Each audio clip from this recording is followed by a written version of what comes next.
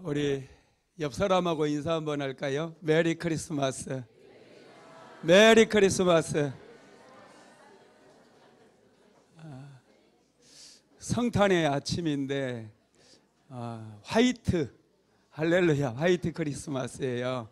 우리 다시 한번 인사 한번 합시다. 사랑합니다, 축복합니다. 인사 한번 합시다. 사랑합니다, 축복합니다.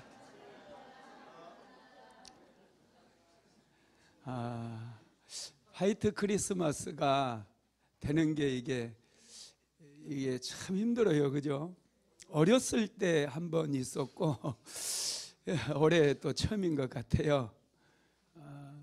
2023년도 참 다사다난하고 여러 가지로 어려운 일도 있고 그랬지만은 그래도 참 은혜가 깊고요. 하나님께서 우리의 삶에 많은 복을 주셨다는 것을 우리가 느끼고 또 받은 줄로 믿습니다. 12월 되면서 성도들에게 좋은 소식들이 참 많아요. 기도했던 거 응답받은 이야기들이 얼마나 많이 저에게 들려오는지 그때마다 제가 너무 감사가 되고 감격이 돼요. 아직 기도 응답받지 못하신 분들 있다면 이 화이트 크리스마스에 다 응답받게 되기를 주님의 이름으로 축복합니다. 이 성탄의 아침은 축복의 아침이에요. 뭔가 기대가 되지 않습니까? 좋은 일이 일어날 것 같지 않습니까? 믿음대로 될지어다. 네, 믿음대로 되는 거예요. 오늘 말씀의 제목은 예수 그는 누구인가, 이런 제목의 말씀입니다. 예수님의 탄생은 인류 역사상 가장 큰 기쁨의 소식입니다. 그런데 오늘날에 많은 분들이 예수를 잊고 살아요. 교회 안에서조차도 예수님이 잊혀져가는 그런 현상을 우리는 목격하고 있습니다. 오늘 우리가 읽은 본문에 보면은 유월절이 되었을 때 예수님께서 그의 부모를 따라서 예루살렘 성전에 올라간 이야기가 나와 있습니다. 예수님의 어머니, 아버지도 이제 유월절 명절을 마치고 집으로 돌아가는 과정 속에 예수님을 잊어버립니다. 하룻길을 예수님 없이 두 분만 얼마나 사이가 좋았던지 얘기하고 하룻길을 가버린 거예요. 하룻길을 가고 나서 옆에 보니 아들이 없는 거죠. 그래서 아들을 찾기 위해서 예루살렘으로 다시 올라가게 되는데 며칠 만에 찾아요? 잊어버리는 것은 하루 만에 잊어버릴 수 있는데 찾으려고 하면 3일이 걸립니다. 3일이 더 걸릴 수도 있어요. 그러니 이제 이 성탄의 아침에 우리가 다시 한번 내 안에 예수님이 계신가 한번 확인하시고 예수님 꼭 붙잡으시기 바랍니다. 예수님과 함께 여러분 이 성탄을 보낼 뿐만 아니라 또 2024년을 잘 준비해서 2024년에는 모두가 축복의 주인공들이 되시기를 주님의 이름으로 축복합니다. 크리스마스 하면은 요즘 선물 받는 날, 또 즐겁게 노는 날, 극장에 가서 서울의 봄을 보는 날 이렇게 생각을 하고 그런데 많이 신경을 쓰더라고요. 근데 우리 순복음 안디옥교회 성도들은 얼마나 또 예수님을 사랑하는지 어젯밤에도 이 성전이 꽉 찼어요. 함께 아기 예수 탄생을 축하하면서 그냥 연세 드신 우리 권사님들 망가지는 모습을 보는데 예수님이 얼마나 행복해 하셨을까. 나는 우리 김영희 권사님 그렇게 율동자라는 건 나 처음 봤어요. 뭐 우리 김영희 권사님 뿐이겠어요? 우리 오경근 권사님, 우리 구역도 얼마나 어린아이들처럼 그렇게 순수하게 그렇게 준비를 잘 하셔가지고 또 하나님 앞에서 어린아이의 모습으로 또 율동도 하고 그러는데 정말 감동이 되었습니다. 김은경 집사님 그렇게 율동자라는 줄 처음 봤어. 채미 집사님 와 이거 안 시켰으면 큰일 날 뻔했어요. 얼마나 이 감동이 되든지요. 성전이 좁아가지고 도저히 안 되는 게 많네요. 그래서 내년 성탄절은 우리가 이제 새로 지은 새 성전에서 우리가 보내게 됩니다. 거기는 450석이나 돼요. 이 성전의 3배가 됩니다. 여기는 150석이 좀 안 되거든요. 그런데 450석 할렐루야. 참 또 하나님께서 우리를 칭찬해 주시고 축복해 주시기 위해서 2023년도에는 우리가 또 새 성전에 입당할 수 있는 길도 열어주셨는데, 여러분 교회가 하나님께 은혜를 입고 축복을 받게 되면 반드시 성도들에게 그 은혜와 축복이 흘러가게 된다는 것을 믿으시기 바랍니다. 여러분 새로운 꿈을 꾸시기 바랍니다. 예수 안에서 새로운 계획을 세우시고 새로운 꿈을 꾸고 새로운 비전을 붙잡게 되기를 주님의 이름으로 축복합니다. 오늘은 크리스마스인데 우리는 크리스마스의 주인공이 누구인지 알아야 되겠죠? 크리스마스 주인공이 누구예요? 네, 예수님이십니다.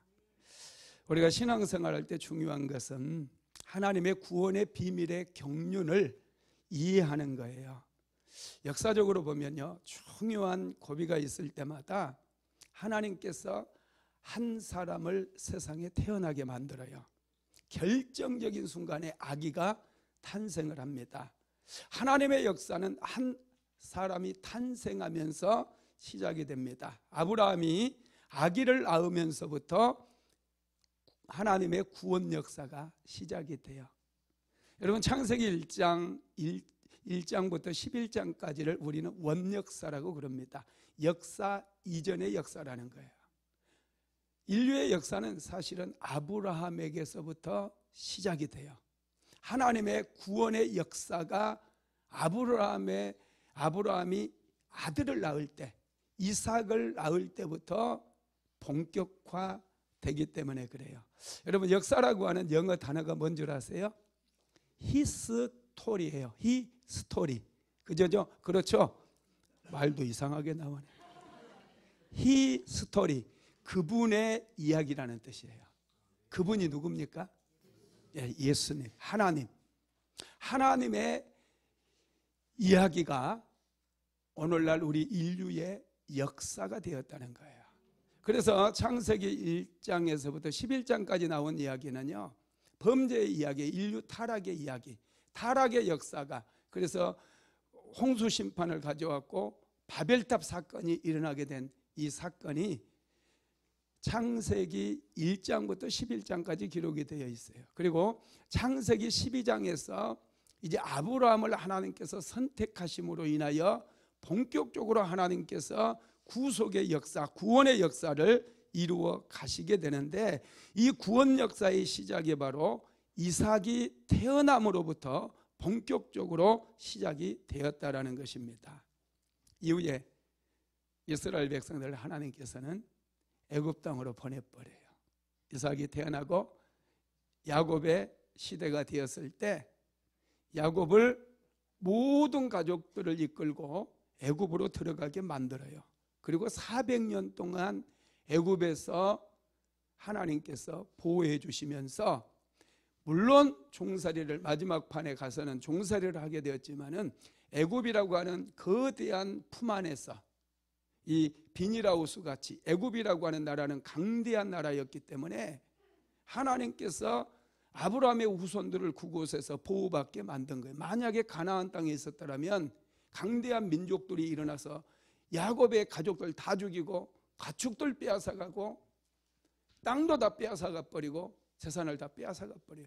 약하기 때문에 그들은 자신들을 지킬 수 없었던 거예요. 그래서 하나님께서는 애굽이라고 하는 거대한 나라에, 고센 땅에 특별히 구별해 가지고 그 지역에서 400년 동안 살아가게 하시고, 이제 하나님께서 그들을 애굽에서 건져내서 이스라엘 백성, 특별히 제사장의 국가를 세워주기 위해서 그들의 종살이를 하게 만들고 그들이 고통 가운데 하나님께 부르짖게 만들었다라는 거예요. 이건 하나님의 경륜이에요. 저와 여러분 인생 속에도 이런 뜻하지 않는 고난들이 찾아오고 어려운 일들이 반복되어 일어날 때가 있어요. 이건 하나님께서 나를 훈련시키고 또 다른 계획 가운데로 이끌려고 하는 그런 하나님의 역사라는 것을 항상 기억하시고, 고난의 시기가 찾아오면 하나님 앞에 무릎을 꿇고 엎드려서 기도하면서 그 연단의 기간들을 잘 극복해 나가게 되기를 주님의 이름으로 축복합니다. 이제 400년의 이스라엘의 종살이가 끝날 무렵 하나님께서는 또 한 사람을 태어나게 만드십니다. 그 사람이 누굽니까? 모세입니다. 모세. 모세를 하나님께서 세우셔서 출애굽기 2장에 모세가 태어나게 만드시죠. 모세는 이스라엘 백성들을 애굽의 종살이에서 해방시키고 그 백성들을 광야로 데리고 나와서 시내산에 이르게 만듭니다. 그리고 시내산에서 이스라엘 백성과 하나님 사이에 언약을 체결하게 만들어요. 하나님은 이스라엘 백성들의 하나님이 되어주고 이스라엘 백성들은 하나님의 백성이 되겠다라고 하는 그 계약이 체결되는 거예요. 시내산에서 하는 일은 계약을 체결하는 일입니다. 그래서 그 계약의 조건이 뭐였냐면 그게 율법의 말씀이에요. 너희들이 내 백성이 되기 위해서는 이런 말씀, 특별히 십계명 말씀을 주시면서 이렇게 지킬 수 있겠느냐. 여러분, 우리가 부동산 계약을 할 때 계약서에 특이사항들 다 명시를 하잖아요. 그래야지 이 계약이 성립되어지고 이 계약을 반드시 지켜야 돼요. 안 그러면 계약이 깨지는 거예요. 이것처럼 하나님께서는 이스라엘 백성들에게 시내산으로 데리고 가셔서 그 계약을 체결하는 거예요.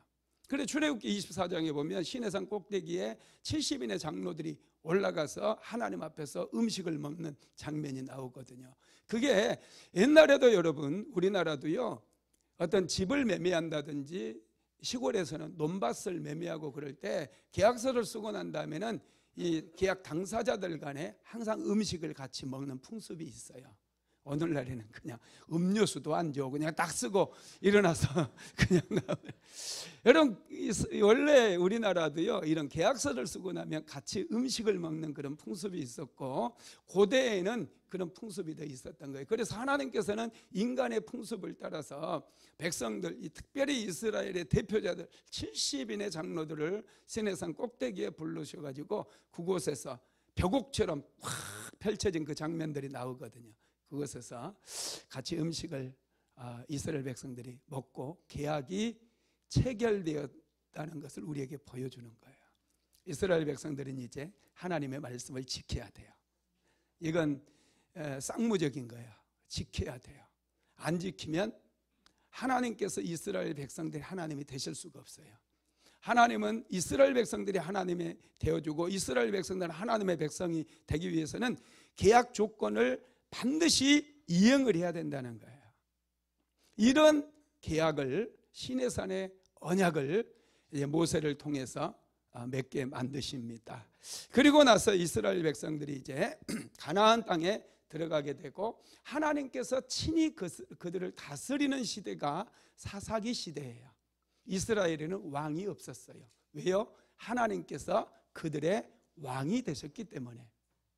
이 왕정, 이제 하나님 사사 시대가 끝나고 드디어 하나님께서는 이스라엘 가운데 또 한 사람이 태어나게 만드십니다.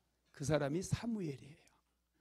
사무엘을 통해서 사사 시대를 끝내고 이제 왕정 시대, 역사적인 전환기를 만들어 버리는 바로 그 시대에 하나님께서 사무엘이라고 하는 선지자를 태어나게 만들었다라는 거예요. 이 사무엘은 좀 이상해요.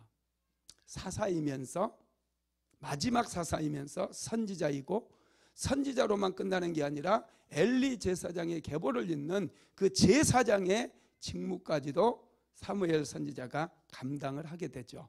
그리고 이 사무엘 선지자가 사울 왕과 다윗을 기름을 부어서 왕을 세우게 되고 왕조 시대를 열게 됩니다. 그리고 이제 다윗 왕조가 들어서게 되고, 다윗 왕조 이후에 이스라엘 백성들이 언약을 깨뜨리고 그들이 우상을 섬기게 되므로 하나님께서 그들과의 언약을 깨뜨려 버려요.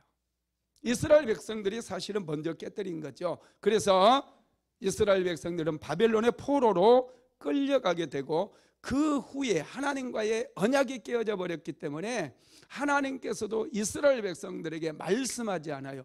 그래서 400년 동안이나 하나님의 음성이 들려지지 않고 선지자들도 세워지지 않는 그런 공백기가 찾아오게 되는 것이죠. 그런데 하나님의 열심은 여기서 끝나지 않았어요. 하나님은 잠잠하셨지만은 여러분, 여기서 이스라엘 백성들을 완전히 외면해버리고 모든 백성들의 구원 역사를 다 끝장내버린 게 아니라 400년의 공백기를 두시고 드디어 400년이 지난 다음에 또다시 한 아기가 태어나게 만들었다는 거예요. 이사야 선지자는 이 한 아이가 태어나기 700년 전에 이 아이에 대해서 예언을 한 게 나옵니다. 이사야서 9장 6절 한번 읽어볼까요? 이는 한 아기가 우리에게 낳고 한 아들을 우리에게 주신 바 되었는데 그의 어깨에는 정사를 메었고 그의 이름은 기묘자라 모사라 전능하신 하나님이라 영존하시는 아버지라 평강의 왕이라 할 것임이라. 여러분, 이분이 누굽니까? 예수님이세요. 암흑을 뚫고 기나긴 400년의 암흑을 뚫고 드디어 역사 가운데 등장하신 분이 계셨는데 그분이 바로 예수님이셨다는 거예요. 이사야 선지자는 700년 전에, 예수님 오시기 700년 전에 처녀가 잉태하여 아들을 낳을 것이니 그 이름을 임마누엘이라 하리라, 이런 예언의 말씀도 주셨어요. 미가 선지자는 미가서 5장 2절에서 베들레헴 에브라다야 너는 유다 족속 중에 작을지라도 이스라엘을 다스릴 자가 내게서 나올 것이요 그의 근본은 상고의 태초에니라, 이렇게 예언을 했습니다. 이 아기는 오랜 기다림, 오랜 침묵을 깨뜨리고 역사에 등장을 하게 되었던 거예요. 드디어 이제 예수 그리스도를 통해서 이스라엘 백성들과 계약은 깨뜨려졌고, 예수 그리스도를 통해서 하나님께서는 거대한 모든 민족을 구원하기 위한 구속의 역사를 드디어 시작하셨다는 거예요. 그래서 예수 그리스도를 통해서 새로운 언약을 만들어 주셨는데 그 언약이 은혜의 언약이고 새 언약인 거예요. 이 언약은 이제는 우리가 예수 그리스도를 믿음으로 말미암아 제사함을 받게 되고 구원을 얻는 정말 놀라운 언약입니다. 믿기만 하면 구원을 얻게 되는 축복의 언약이 만들어지게 된 것입니다. 할렐루야. 그래서 저와 여러분이 예수를 믿음으로 오늘 이 자리에서 예수님의 탄생을 축하하면서 예배를 드릴 수 있는 거야. 이게 은혜인 거야. 할렐루야. 예. 이사야 선지자는 이사야서 9장 6절에서 예수님에 대해서 어떤 분인가, 예수 그는 누구인가에 대해서 아주 세밀하게 우리에게 가르쳐주고 있어요. 자, 이사야서 9장 6절 다시 한번 읽어볼까요? 시작.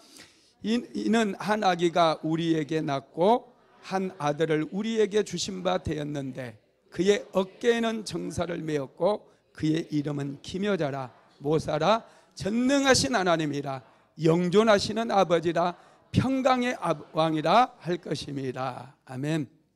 예수 그는 누구인가? 첫 번째, 기묘자대요. 기묘자. 기묘자라고 하는 말, 이게 기묘자가 뭐야? 성이 기시고 이름이 묘자? 뭐 여자분인가 남자분인가? 성 기시 있습니다. 예, 기시성 있어요. 그래서 저는 이름이 좀 그렇다 그랬는데 영어로 찾아보니까요, 기묘자를 원더풀로 번역을 해놨어요. 이 아이는 원더풀이 돼요. 놀랍다는 뜻이 한글로 번역하면 놀랍다. 여러분, 기묘자라고 하는 말을 다른 말로 번역할 수가 없어요. 이분은 원더풀한 분이에요. 놀라운 분이라는 거예요. 여러분 정말로 예수님의 탄생부터 정말 쇼킹하고 놀랍지 않습니까? 어떻게 처녀의 몸에서 잉태될 수가 있겠어요? 이건 여러분 사람의 생각을 초월하는 거예요. 이성을 초월하는 거예요. 예수님의 탄생만 생각해도요, 예수님은 성령으로 잉태되었기 때문에 정말 여러분 이건 믿기 어려운 일이고 원더풀한 일이에요. 놀라운 일이라는 것이죠. 여러분 예수님의 생애 역시도 놀라움의 연속이더라고요. 예수님을 만났던 사람들은 다 놀래요. 한번 읽어봅시다. 마태복음 13장 54절 시작.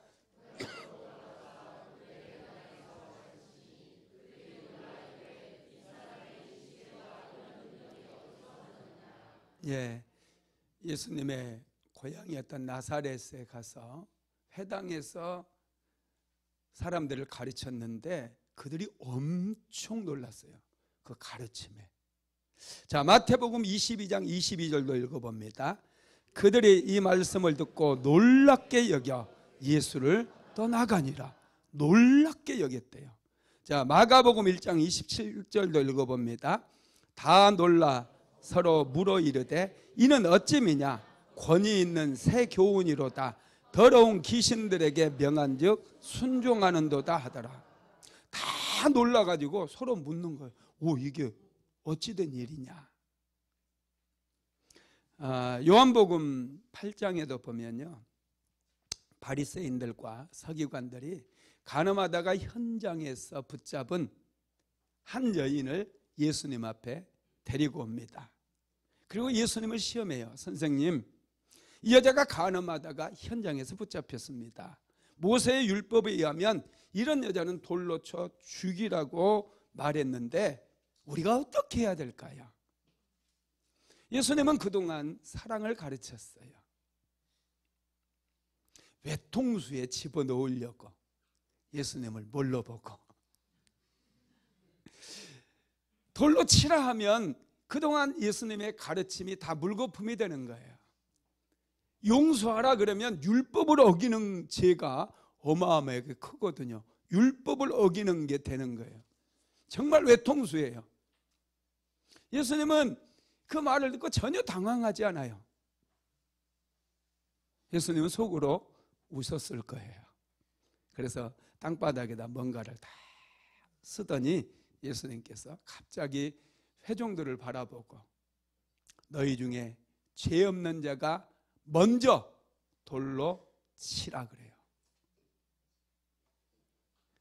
그 말에 이 바리새인들, 서기관들은 엄청난 충격을 받습니다. 강력한 성령의 어떤 능력이 그들을 덮었던 것 같아요. 교만한 사람들은요, 마귀로 충만한 사람은 그런 말 들어도요, 그래 나 의롭다, 나 죄 없거든 하면서 치거든요. 우리 그런 거 많이 보잖아요. 많이 봐요. 뭐 얼마든지 칠 수 있겠죠, 교만한 사람들은. 그런데 하나님의 그 권능이 그들을 탁 덮어버리니 죄가 생각났어요. 그래서 돌을 다 제자리에 내려놓고 한두 사람씩 다 사라져 버렸던 것이죠. 참 얼마나 놀라운 지혜예요, 그죠? 예수님은 정말 탁월하신 분이에요. 그래서 예수님을 기묘자라 그랬어요. 원더풀, 놀랍다, 이렇게 다른 말로 표현할 수가 없어요.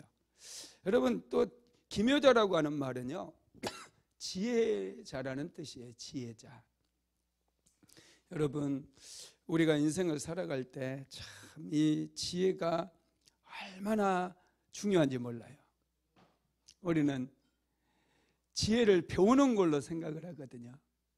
학교에서 지식을 배워요. 지혜를 배우는 거 아니에요.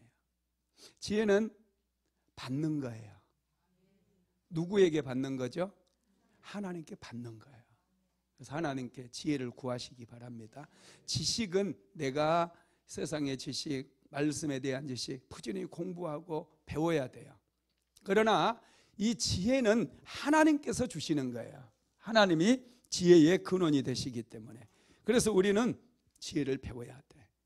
오늘 본문에도 보면은요, 예수님께서 12살 되었을 때 예루살렘 성에 올라갔던 이야기가 기록이 되어 있죠. 한번 읽어봅시다. 누가복음 2장 46절에서 47절 시작. 사울의 성전에서 만난즉 그가 선생들 중에 앉으사 그들에게 듣기도 하시며 묻기도 하시니 듣는 자가 다 지혜와 대답을 놀랍게 여기더라. 아멘. 예수님은 12살밖에 안 됐는데 그 성경 학자들과 이야기하는 가운데서 그 학자들을 놀랍게 만들어버린 거예요. 왜냐? 지혜롭게 말했기 때문에. 지식은 때로는 사람들에게 감동을 줄 수 있지만은요, 그건 별로 약해요. 지혜로운 사람을 만났을 때 여러분 우리 크게 감동받아요. 지혜로운 사람에게는요 수가 있어요. 몇 수 앞을 내다봐요. 저와 여러분도 이런 지혜를 하나님께 받게 되면요, 2024년, 25년 미래에 일어날 이 일들을 또 문제 해결의 수들이 굉장히 많아요. 그래서 우리는 지혜를 받아야 될 줄로 믿습니다. 여러분, 지혜는 학교에서 배울 수 있는 게 아니에요. 기묘자가 되시는 예수님께서 우리에게 주시는 거예요. 지혜를 구하시기 바랍니다. 지혜가 없는 목사는 스스로 교회를 무너뜨려요. 지혜가 없는 교사들은 스스로 학교를 망가뜨려 버려요. 지혜가 없는 사장은 스스로 회사를 무너뜨려 버립니다. 지혜가 없는 가장은 자기 스스로 가정을 무너뜨려요. 무서운 얘기예요. 남편도 그렇고 아내도 그렇고 하나님께 지혜를 받아야 돼요. 우리는 지혜로운 사람은 매일매일마다 세우거든요. 가정도 세우고 직장도 세우고 사업장도 세우고 교회도 세우고 자기의 인생만 세울 뿐만 아니라 다른 사람의 인생도 세워줘요. 자녀들의 인생도 세워줘요.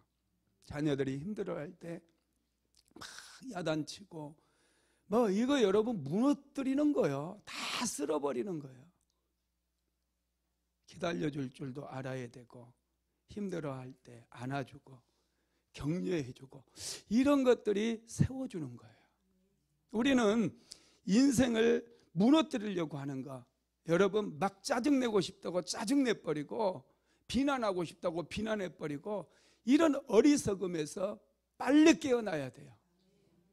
그리고 여러분 자꾸 세우는 거, 이번에도 성탄절 2부 우리 구역에서 좀 했으면 좋겠다 그랬더니 얼마나 열심히들 준비하고 이게 여러분 세우는 거예요. 참 하나님께서 얼마나 기가 막힌 지혜들을 많이 주셨어요. 한복 입고 율동하는데 너무 사랑스러워. 너무 사랑스러워. 완전 막 하트가 막 뿅뿅 나와요. 너무 아름다움이에요. 이게 여러분 아름다움인 거예요. 지혜로운 거예요. 이런 거 뭔가 맡겨주면 막 열심히 하나님께 기도하면서 준비해서 하나님 앞에 보일 수 있는 거 참 아름답잖아요.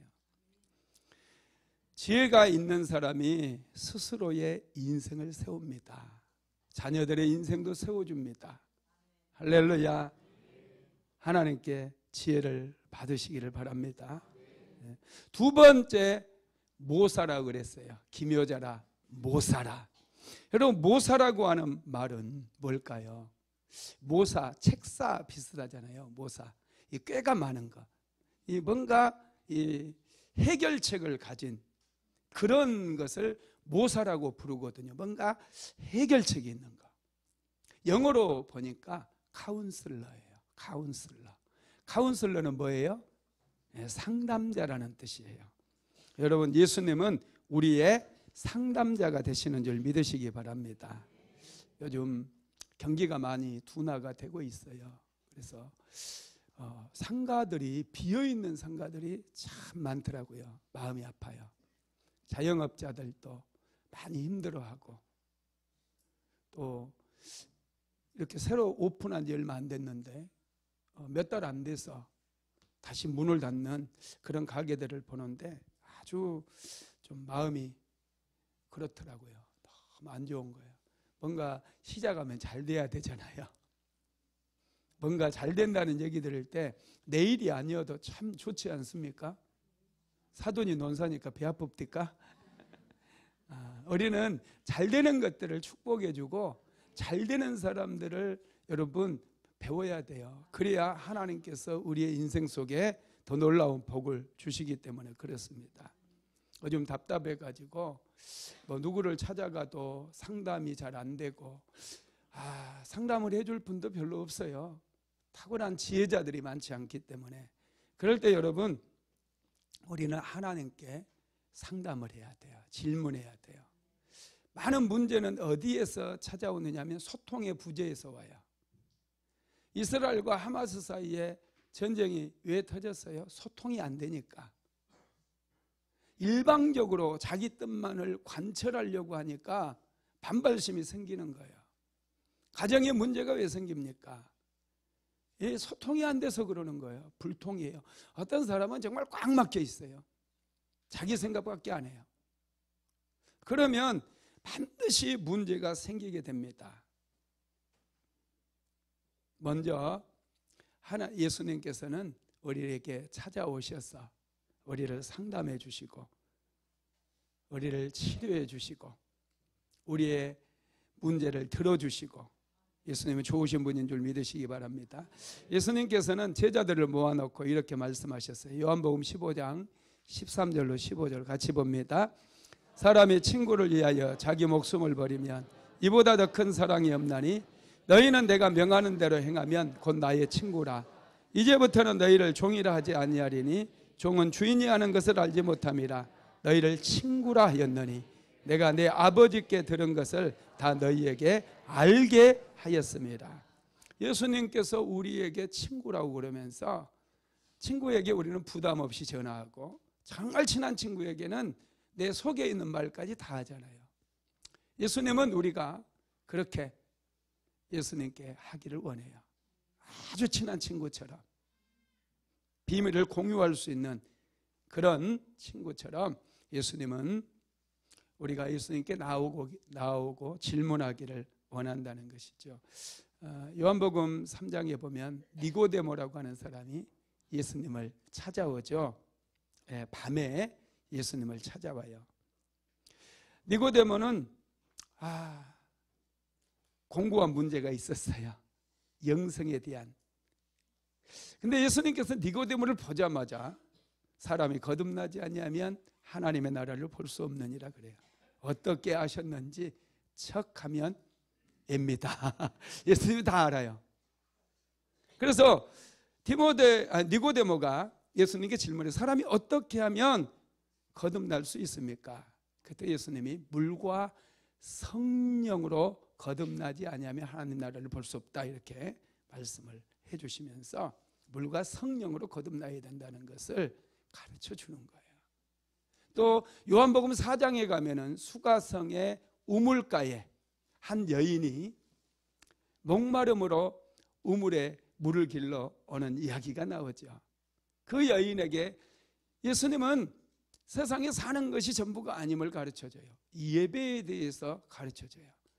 제자들에게도 가르쳐주지 않았던 신령과 진정으로 드리는 예배가 무슨 예배인지를 예수님께서 이 여인에게 가르쳐주므로 정말로 그 여인의 갈증의 깊은 곳을 터치해 주시고 그 목마름을 해결해 주셨다는 거예요. 저와 여러분은 우리가 알아야 돼요. 예수님께 자꾸 질문해야 돼요. 구약 성경에 보면은 하나님께 정말 기뻐하셨던 한 왕이 나오죠. 그 왕이 누구죠? 내 마음에 합한 자라고 했던 왕이 누구죠? 다윗 왕이에요. 다윗을 왜 하나님께서 그렇게 사랑하셨고 왜 그렇게 축복해 주셨고 왜 그렇게 좋아하셨는지 그 이유를 우리는요 성경을 통해서 알 수 있어요. 먼저 사무엘상 23장 2절에 한번 볼까요? 시작. 이에 다윗이 여호와께 묻자와 가로되. 자, 사무엘상 30장 8절도 읽어봅니다. 다윗이 여호와께 묻자와 가로되. 사무엘하 2장 1절도 읽어봅니다. 그 후에 다윗이 여호와께 물어 가로되. 사무엘하 5장 19절도 읽어봅니다. 다윗이 여호와께 물어 가로되. 여러분 뭐가 생각납니까? 다윗은 끊임없이 하나님께 질문했다는 거예요. 인생의 해답은 하나님께 질문을 할 때 얻을 수가 있어요. 내 생각으로 아무리 계획을 짜고 한다 할지라도 여러분 해답이 없어요. 하나님께 질문해야 돼요. 다윗은 하나님께 질문을 계속함으로 인해서 이스라엘 역사상 가장 위대한 왕이 될 수 있었어요. 오늘날에 많은 사람들이 미래가 불안하고 두려우니 점쟁이를 찾아가기도 하고 무당을 찾아가기도 합니다. 이 사람들은 자기의 미래도 몰라요. 그러니까 점쟁이하고 있지. 지옥 갈 줄도 모르고 무당 노릇하고 있는 거예요. 그 미래, 우리는 다 아는 미래를 그 사람들은 모르는데 그 사람들에게 찾아가서 당신은 여름에 물가에 가면 큰일 나. 겨울에 산에 가지 마. 여러분 저한테 오세요. 저도 얘기지. 이거 안 해도 돼요. 여러분 그렇습니다. 우리 하나님께 자꾸 질문해야 돼요. 예수님께. 세 번째로 예수님을 전능하신 하나님이라고 그랬어요. 기묘자라 모사라 전능하신 하나님이다. 여러분 이 나실 분 예수님은 전능하신 하나님이시라는 거, 본체가 하나님과 동일하신 분이라는 거예요. 자, 요한복음 1장 18절 읽어봅니다. 시작. 본래 하나님을 본 사람이 없으되 아버지 품속에 있는 독생하신 하나님이 나타내셨느니라. 예수님은 전능하신 하나님이시라는 거예요. 그래서 예수님께서 이 땅에 오시면서요, 역사가 두 동강이 나버려요. 세상의 역사를, 예수님이 오시기 전 역사를 뭐라고 그래요? BC라고 불러요. BC. Before Christ. 예수님이 태어나기 전 역사라는 거예요. 그리고 이 예수님께서 태어난 이후의 역사를 AD라고 불러요. AD. 아노 도미니. 예수님께서 태어난 이후의 역사라는 거예요. 여러분 이 정도로 예수님은 역사의 한 중심에 계시고 역사의 주권자이시고 모든 인류 역사를 이루어가고 계시는 분이라는 것을 믿으시기 바랍니다. 네 번째로 예수님을 영존하신 아버지라고 표현했어요. 기묘자라 모사라 전능하신 하나님이라 영존하시는 아버지라 그랬어요. 여러분 영원히 계신 분이라는 거예요. 예수님은 알파와 오메가예요. 처음과 끝이 되시는 분이라는 거예요. 이 세상이 끝나도 예수님은 존재하실 분이에요. 예수님은 영존하신 분이고 영원히 스스로 존재하시는 분이고 영원하신 분이에요. 그리고 변치 않는 분이에요. 사람은 변덕이 심해요. 아침에 저녁의 생각과 아침의 생각이 달라요. 잘 변해요. 그러나 하나님은 시건하지 아니하신 분이고 변함이 없으시는 그런 분이에요. 그래서 우리는 그 하나님을 신뢰할 수 있어요. 의지할 수 있어요. 내 인생을 송두리째 하나님께 맡길 수 있다라는 거예요. 다섯 번째로 예수님을 평강의 왕이라고 불렀어요. 기묘자라 모사라 전능하신 하나님이라 영존하신 아버지고 평강의 왕이라. 예수님께서 탄생하시던 밤에 하늘에 있는 천사들이 노래하기를 지극히 높은 곳에서는 하나님께 영광이요 땅에서는 기뻐하심을 입은 사람들 중에 평화로다 그랬어요. 예수님께서 우리에게 평강을 주시는 분이에요. 얼마나 좋으신지 몰라요. 우리에게 평화가 있어야 돼요. 아무리 막 눈보라가 치고 폭풍이 몰아치고 인생에 막 전쟁이 치열하게 전개된다 할지라도 하나님께서 주시는 평안이 있으면 다 이겨요. 다 극복할 수 있어요. 문제가 될 수 없는 거예요. 하나님께 평강을 구하십시오. 예수님께서는 우리에게 평화를 주시기 위해서 스스로 징계를 받으셨어요. 자, 이사야서 53장 5절 읽어봅니다. 시작. 그가 찔림은 우리의 허물 때문이요 그가 상함은 우리의 죄악 때문이라.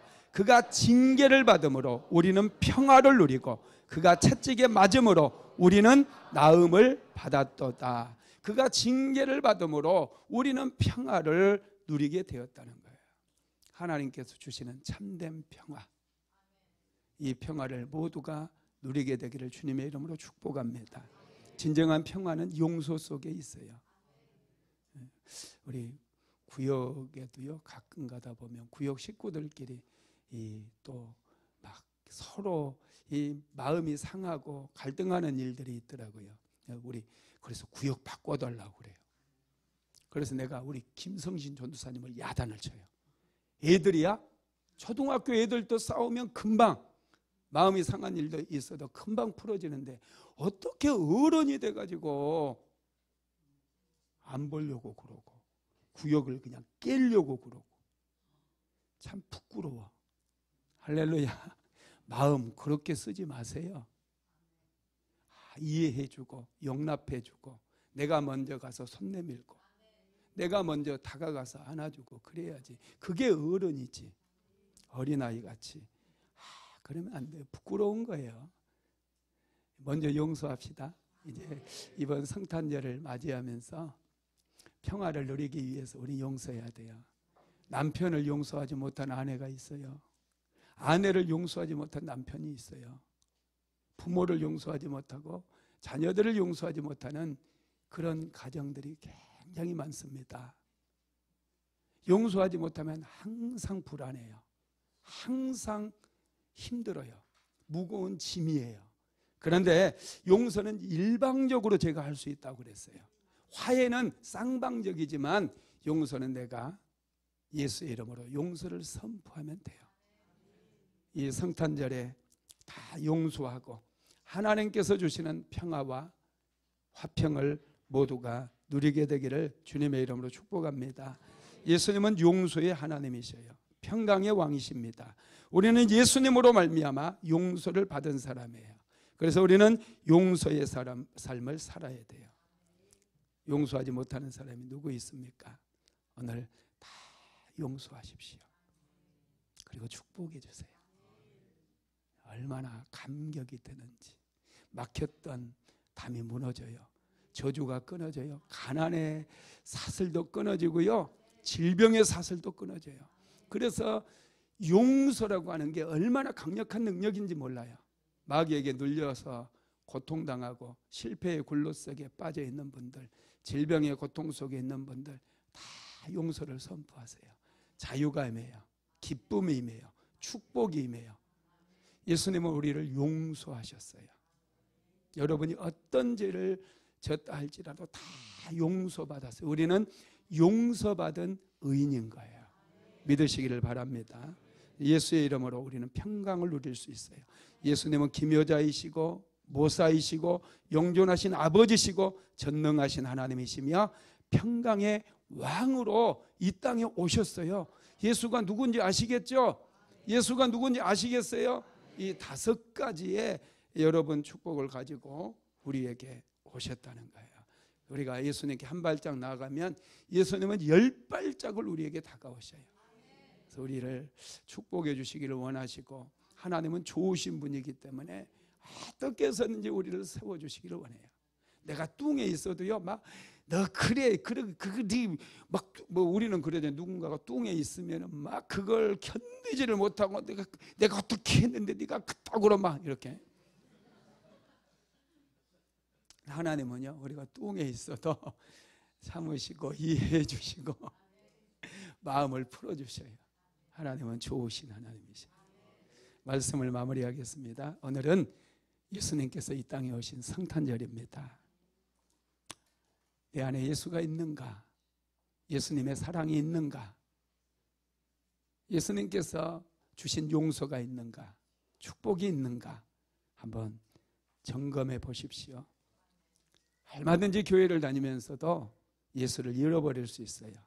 예배를 드리면서도 예배를 받으실 예수님을 잊어버리고 내 안에 여전히 미움과 시기심을 가지고 하나님을 예배하는 그런 이상한, 그런 외식한 그런 신앙생활을 할 수 있다는 거예요. 하나님을 안 받으셔요. 하나님 우리를 너무나 잘 아셔요. 우리가 예수님을 잘 알고 우리도 주변에 용서하실 분들 용서하시고 축복하실 분들 축복하시면서 하나님 앞에 나올 때 하나님께서 큰 은혜를 내려주실 줄로 믿습니다. 이 성탄의 아침, 특별히 눈이 내리는 화이트 크리스마스의 아침에 다시 한번 예수님을 깊이 묵상하고 예수님과 동행하는 저와 여러분 되시기를 주님의 이름으로 축복합니다. 성탄의 아침에 독생자 예수 그리스도는 과연 누구인가? 우리가 말씀을 나누며 예수님을 배웠습니다. 사랑하는 성도들, 가정가정마다 이 아침에 성탄의 축복이 넘치도록 부어지게 하옵소서.